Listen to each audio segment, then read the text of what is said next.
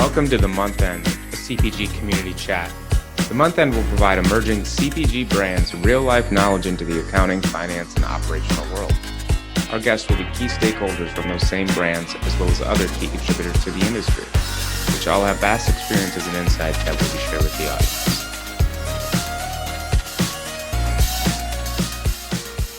All right, welcome to episode 4 of the Month End. Today I'm really excited about kind of promoting a client that we've had for a long time, and actually a client that does in-house manufacturing. So it'll be our first interviewee who does that versus just leveraging kind of co-packing relationships. So Kyle Koehler from Wildway. How you doing today, Kyle? Doing great. How are you? Doing great. So Wildway, kind of granola-based company based in San Antonio, Texas. Can you give us a little bit of a background of the business, kind of what you sell, and kind of just a high level of what you do and how you operate? For sure. Yeah, we've been in business for 7 years now. We do a paleo-style granola. We do a hot cereal. We've ventured into kind of a trail mix and snack mix types items, all made with nuts and seeds and dried fruit. We do all our manufacturing here in San Antonio, so we've been doing that from the get-go, and that's fun. So yeah. Gotcha. Yeah, we'll definitely touch base on that. That's of high interest, kind of on a lot of other kind of prospective clients or CPG brands in terms of how you make that happen. So kind of while we start, how about we just start kind of with where do you sell? Your sales channels you're in, kind of, give me just kind of is there one that you enjoy or don't enjoy? And just kind of, we'll start off from there, please. Yeah, we're pretty equally distributed evenly between e-commerce, traditional retail, natural and specialty grocery, and then a little bit of food service as well. So we're about evenly split between those 3 different channels. The one that I enjoy the most, e-commerce probably, and food service, mainly because it takes out a lot of the distribution problems and the middlemen from those 2 accounts, and so yeah, those probably the ones I enjoy the most.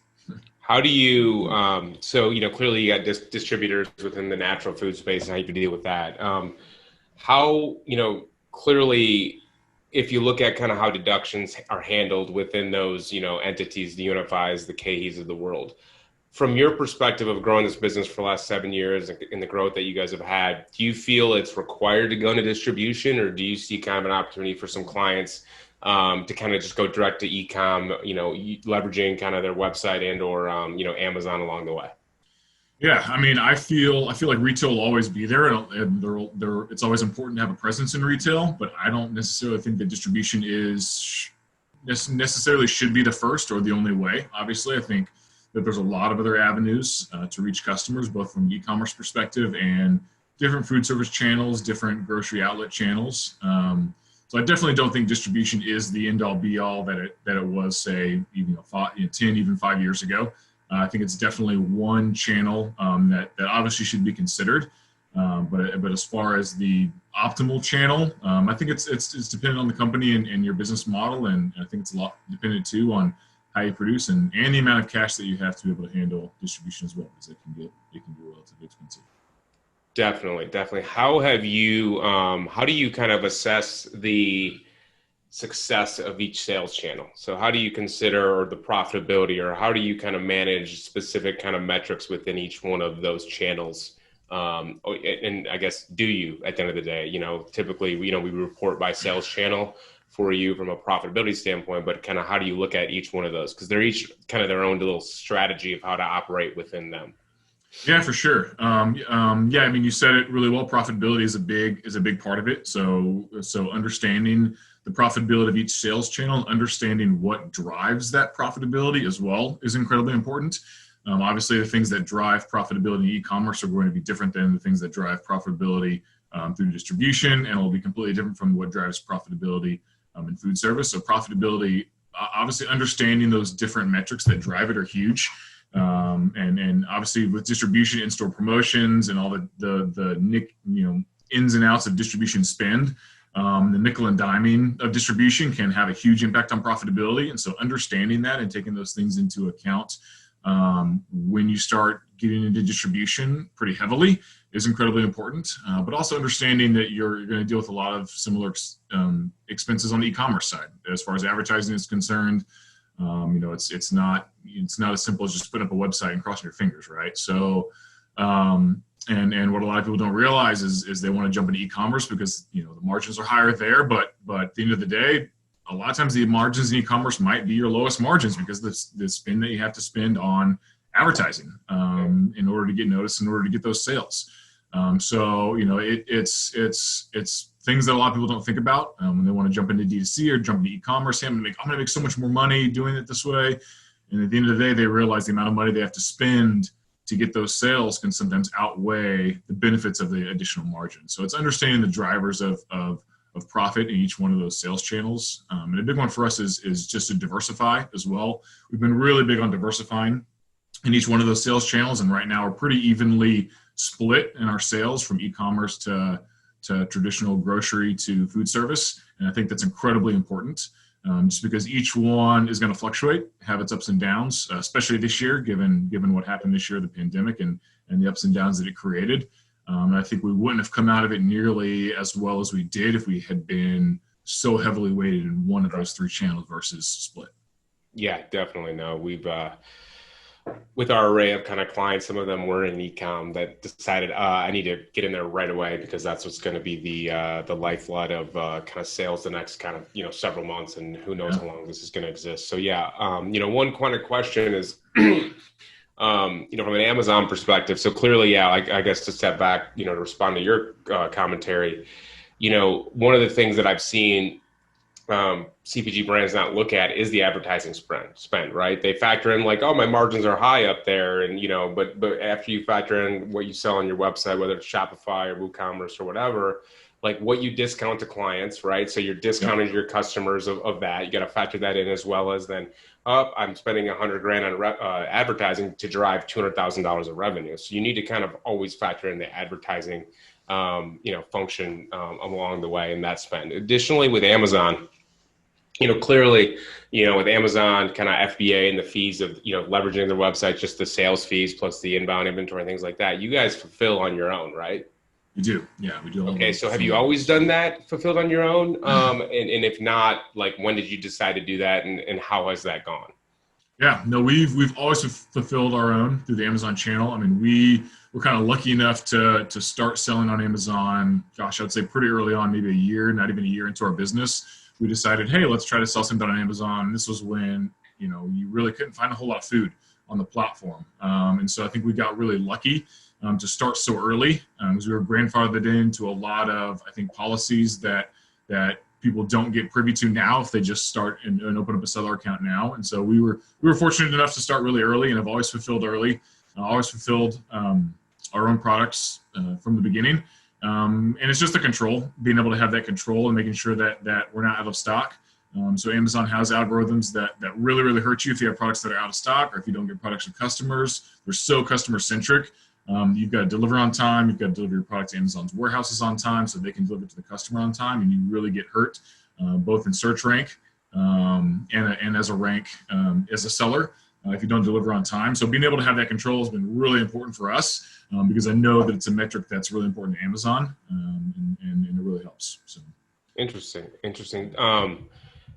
From a fulfillment standpoint, since we're talking about that, is there any, what are some positive? Clearly, there's a positives of fulfillment, control, cost, things like that. But there's also negatives, that upfront cost, processes. Has there been any specific negatives or kind of learnings you can share with people, or experiences that you guys have learned from?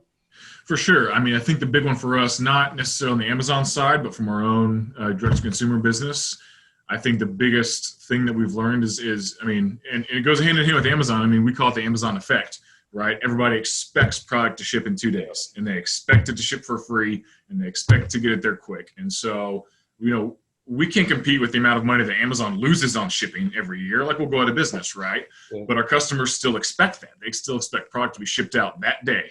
They expect it to get there quick, and they want it for free. And so having to compete with that has been really difficult. I mean, we've set a threshold, for instance, on our direct-to-consumer business, if you buy $25, you get free shipping. We run a lot of promotions on our direct-to-consumer business as well, which really brings down the profitability of that. But it's what consumers expect, unfortunately. It's really hard to compete with that, and it's really hard to convince customers that we are not Amazon. We're a lot smaller than that, and so we try hard to at the end of the day, we're never going to be able to compete with them and offer free shipping across the board or offer guaranteed 2-day shipping. But at the same time, we have to be cognizant of that. And so we try to get orders out. Any orders that are placed, I would say before 1 p.m., we try to get them out that same day, just knowing that that is going to make us such a big difference to the customer to get that order confirmation that same day as if they would when they were purchasing straight from Amazon. Yeah. So, and you're selling on Shopify, right? Correct. Yeah. That's so then are you guys just leveraging Shopify to ShipStation and having that workflow from your fulfillment process? Yep. Gotcha. And do you have like a dedicated fulfillment team, or is it kind of a mix of co-packing, fulfillment, your warehouse personnel? It's kind of a mix of fulfillment and warehouse personnel that do the fulfillment. Yeah. Gotcha. Okay. Great to know. So that's on the fulfillment side. Again, many of our many CPG brands are leveraging clearly 3PLs or Amazon, to manage all the fulfillment side of it. So it's always an interesting kind of cost benefit scenario. Clearly having control makes sense, but the numbers still need to add up and make sense from your perspective. Now moving to the co-packing side, the manufacturing side, where you're handling that in-house. Again, you always have done that from the start, manufacturing?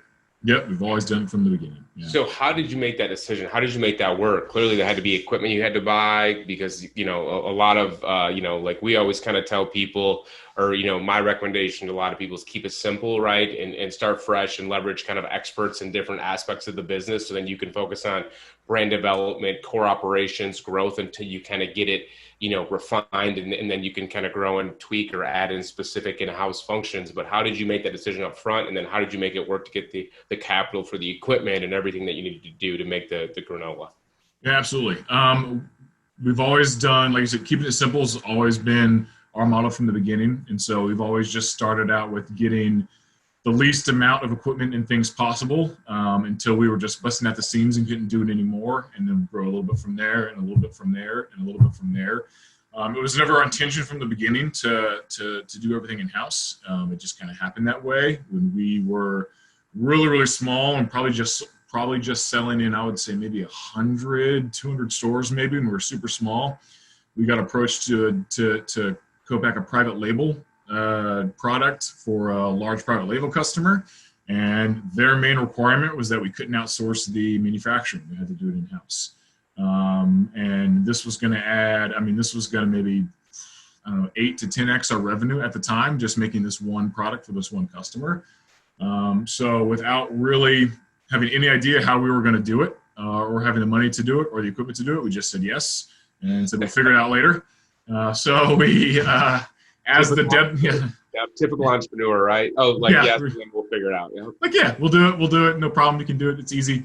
We'll figure it out. So as that kind of deadline approached, to getting those first purchase orders, it was basically like 9 months of just figuring out like how the hell are we going to do this with 3 employees and like one little tiny filler machine. So scrambled around, got some equipment, basically got customers and raw material suppliers to say, hey, here's the manufacturer that we're producing for. They're reputable. Can you give us better terms on our ingredients? Convinced them that, once we got POs, if we send them the POs, they'd give us better terms. So just kind of leveraged that relationship and those POs to get better terms on ingredients as well. And then ended up expanding, in two totally new warehouses at the time. In a matter of about 9 months to be able to do this business. We moved into a warehouse here that didn't have any air conditioning. We're in San Antonio, and that was July, so it was about 110 in the warehouse. So we had to insulate it and AC it and do all these crazy things, and eventually made it work, and it worked out. And we ended up producing for that customer for, I'd say, almost 2 years. So it was a really good account for us, and it really helped us grow and mature as a company. But the result of that was now we're really neck deep in doing it ourselves and aren't going back from there. And so it was kind of happenstance that happened, but it really, it was just luck. Luck's part of it. It really is. It was strict. That account was strictly luck, and sometimes that's going to happen. And we were fortunate enough to do that. And then the side effect of that was was that we're manufacturing in-house, but at the same time, had all that control. We're able to reduce our margins elsewhere in our other accounts because we started buying things in a lot more volume, started producing things a lot more efficiently, and then really just kind of went from there. Again, one piece of equipment at a time, one employee at a time, did what we could do, really keeping in mind profitability and margin along the way so we could grow sustainably. Did you have to leverage any kind of bank relationships, factor relationships at that time to purchase that equipment? Is there any kind of, if you did, are there any kind of best practices or kind of recommendations for kind of the CPG community out there of Yeah. put on that route? Yeah, I mean at the time there was a company out of Austin called Able Lending, and they aren't around anymore, but they had a very interesting lending model to where they would lend you money, but part of it, a percentage of it, had to be backed by friends and family. So they would lend you a certain amount of money as long as, say, 30% of it was also backed by friends and family. So it was kind of an interesting lending model to where we didn't necessarily qualify for traditional bank financing at the time, obviously. And so we were able to kind of utilize friends and family relationships to say, hey, we need a $50,000 loan. Can we try to get $10,000 or $15,000 from friends and family to put up, and then they'll actually get interest on that money while the bank gets interest while Able got interest on the rest. And we used that relationship to grow into our first few accounts. So we were very fortunate enough to find them and have them on our side. But yeah, I mean, when you're young, when you're small and don't really have the finances or the history to really get traditional lending or traditional banking, a lot of it's really about relationships at that point in time, and really making solid relationships with people, and really having a good line of sight. If you're not profitable, which is really hard to do as a young company, at least having a line of sight to it, and making that known to your bankers are incredibly important. At least knowing, hey, with this money, we'll be able to buy this and utilize this in order to become profitable, very, very quickly. That's what they want to see. And so when we were young, it was very difficult. As we grew, we're still bootstrapped now. We don't have any institutional investors in our company, so we're still bootstrapped. So we still have a lot of that control. But the opposite side of that is that the growth is a little slower. Yeah. And there's different KPIs and different metrics that we keep track of that we wouldn't necessarily be so concerned about keeping track of if we were investor or venture backed. But so just a different model. But again, as you're young, the relationships I think are incredibly important to build those early on.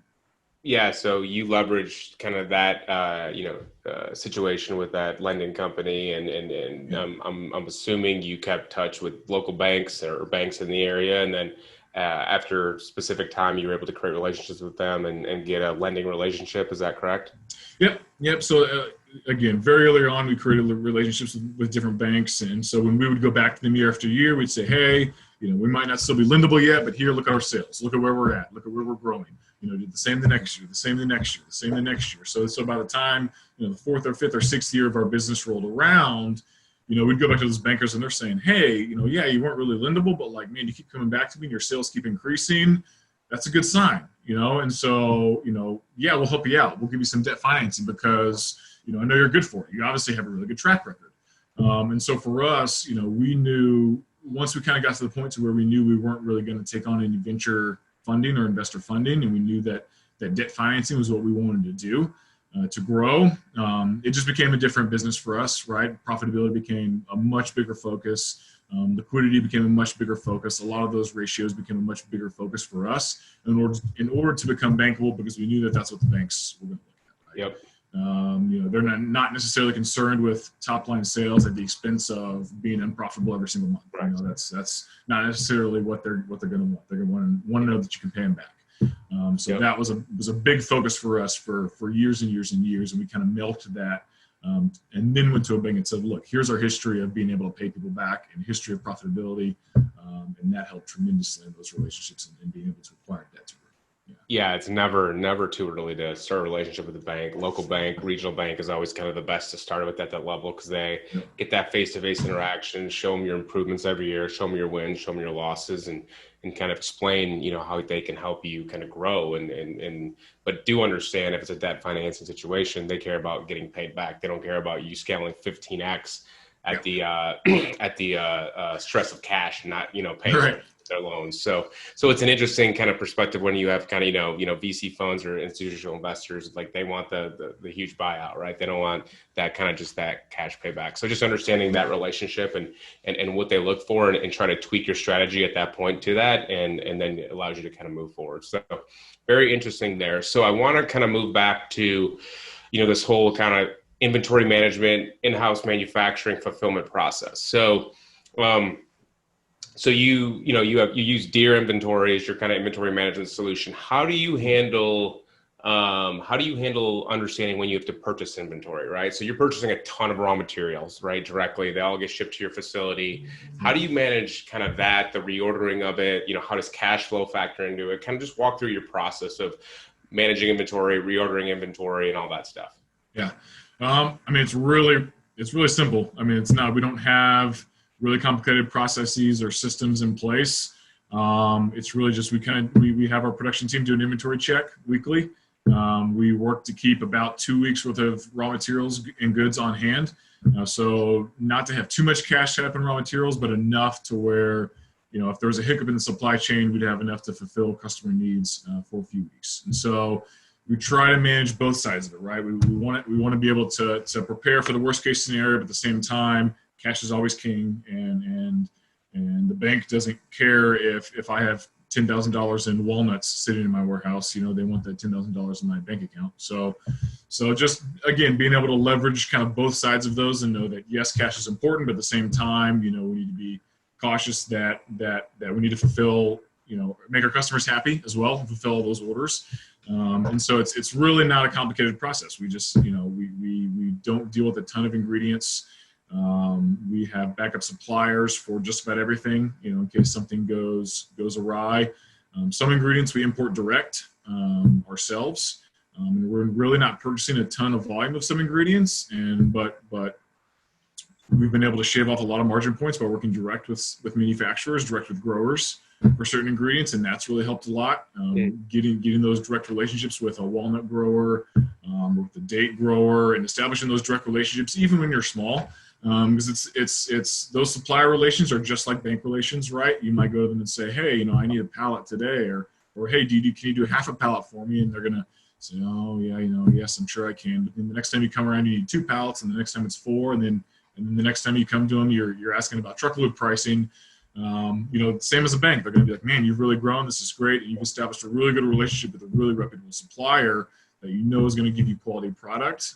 That's really going to shave a lot of margin points, or really going to help you build that margin to where you need to be by cutting out some of the importers and some of the warehousing suppliers that most people work with. So we work with a little bit of both, and it kind of gets to be a little bit of a mess. But again, diversity has been huge for us on the inventory side as well, having multiple suppliers and multiple backups that we can go to, and just ensuring that we're really keeping that balance between not having too much cash up in inventory, but at the same time keeping enough on hand to where we can fulfill our next 2 or 3 week obligations to our customers. Are you manufacturing every day? We produce 4 days a week. 4 days a week. Gotcha. So, okay. Yeah. Cool. And how many how many warehouse personnel, kind of co-packing fulfillment personnel do you have? We've only got about a dozen. Gotcha. Yeah. Okay. Interesting. How did COVID impact production facility down in Texas? It didn't impact us a ton. I mean, it impacted us a little bit at the beginning. We unfortunately had to downsize a little bit when that happened. I think the biggest impact that we had was probably on the equipment side. I know we talked about this a little bit earlier, I think last month, but we had just brought in a new fully automated packaging line to fully automate everything for us here. Brand new stand-up pouch line. It was beautiful. We imported it in. Unfortunately, imported it in from China around late February. And unfortunately have yet to been able to bring an engineer over to help set it up and get it working. So we've got a 6-figure piece of packaging machinery that's been sitting in about 30 pieces in our warehouse that's been sitting there since February. So that's been fun to stomach, I guess, but just bad timing. Yeah, soon enough it'll be set up. So with all this, in-house fulfillment and in-house manufacturing has brought up, amongst kind of some really great kind of other service opportunities for you, right? Like selling, co-packing as a service, fulfillment as a service. Like, Yep. when have you started that? How's that going? Kind of what's your thoughts on, even expanding your kind of, again, sales channels to not selling products, but selling services and leveraging that equipment and your processes and your personnel to kind of continue to drive, new forms of revenue. Absolutely. Yeah, it's all about driving new forms of revenue for us, and it's about diversification as well. So, manufacturing in-house has allowed us to private label for other people. It's allowed us to co-pack products for other people, which we do. We do fulfillment as a service for other people as well. So we fulfill other direct-to-consumer businesses' goods from our warehouse. We fulfill other companies' Amazon orders from our warehouse, and all of that brings in extra streams of revenue. And all of that is a way for us to diversify as well. So we have the space, we have the personnel. And so one of the things that we kind of pivoted to a little bit when COVID hit is said, hey, the manufacturing side is a little slow right now. There's, because of the downturn in our food service business, it's a little slow. So where else can we bring in additional revenue from other places? Well, e-commerce is exploding. We knew people that weren't happy with their 3PL. They were just getting swallowed up by fees and late shipments. And so we reached out to them and said, hey, we do it ourselves. I ship everything out same day. Let us do it for you. I'll charge you less than your 3PL. We'll all be happy. And so it's been really great to be able just to kind of tap into those different services and be able to utilize those and pivot in that direction. And again, it just adds extra diversity to our business, other channels of income, other streams of income that really, at the end of the day, don't really take a whole lot of time or energy off our plate. We're already doing those things for ourselves. We already have the knowledge and the capabilities and the equipment. And so for us, it just adds extra streams of revenue. And keeps us going and provides extra money for us that wouldn't be there otherwise. So yeah, leveraging your resources. I always love the hustle of the entrepreneur of when something like this hits, like where else can we find money? What else do we have? We're already paying people. We're already paying rent. We're already paying equipment. Like how can we leverage that for other people? You guys are gluten free. Is that right? We are. Yeah. So then you're certified gluten free, or your warehouses, so you guys can even support those kind of brand companies as well, then, right? Yep, absolutely. Gotcha. Which is great. Cool. What do you do on a day-to-day basis, by the way? Sounds like everything. I just put out fires all the time. It seems like I'm just like the problem solver. Just a lot of managing at this point, a lot of putting out fires, a lot of problem solving, research and development stuff as well, and just kind of big picture, where are we going, what are the next steps, those kind of things. Awesome. Well, clearly you have a lot going on at this time. It's really exciting of where Wildway came from when we created a relationship, I don't know, 2, 3, 4 years ago, and now where you're at now. About ready to wrap up the interview. Kind of like I like ending, with kind of one do and one don't, recommendations from, experienced personnel here. So why don't you go ahead, Kyle, with kind of one do that you'd, provide to an emerging CPG brand? For sure. I think I've said this a few times already, but my one do would be to diversify. I think has been incredibly important for us. I mean, I come from a finance and accounting background, so I think of our business just like I would think of somebody's like financial portfolio, right? You have to diversify all those assets, because when some, just to leverage, the bad from the good, right? And I think that we've diversified really well in our sales channels, being diversified in traditional grocery and e-commerce and food service. If we were so heavily weighted in food service, and didn't sell any e-commerce, I don't know if we'd be in business now from COVID, right? And we know companies that were in that boat, right? They had all of their business kind of in one or two different buckets, and it really hurt the business. So we look at it from a sales perspective, diversifying, from a revenue perspective, and all the other streams of revenue that we bring in, from an ingredients perspective, and diversifying our suppliers and our supply chain. And across the board, I think it's incredibly important and things that, something that a lot of people don't really take into account, right? If you're at one co-packer and they do all of your business and that co-packer goes under or has a problem, that's all of your business, right? Or if you use one supplier for every ingredient and something happens with that supplier, there goes all of your business. And so that's been a huge focus for us since the beginning is every different aspect of our business. Where can we diversify it to help reduce risk? Because we've like I said, we bootstrapped from the beginning, so we don't have the cash to absorb a large mistake, right? If we did co-pack, a big co-packing mistake, or if we used one supplier and that supplier went under or had a recall, we don't have all the cash necessary to support that. And so being diversified has really helped us get through some tough times and some really lean times because of that. And so that's my big one do for a lot of companies, especially if you're going to stay lean. Make sure that you're diversified in really every sense of the word: sales, revenue, supply chain, across the board. Yeah, and I think that's a great recommendation. Clearly, with kind of seeing how COVID has impacted, day-to-day life, really kind of, I think, opens up people's eyes of like, hey, if we were just in this one space, we'd be screwed. But if we were in 5, then we still have 4 going versus 1 or whatever. So that's great. A great info there. And then I guess the last thing is like, what's one don't? One don't.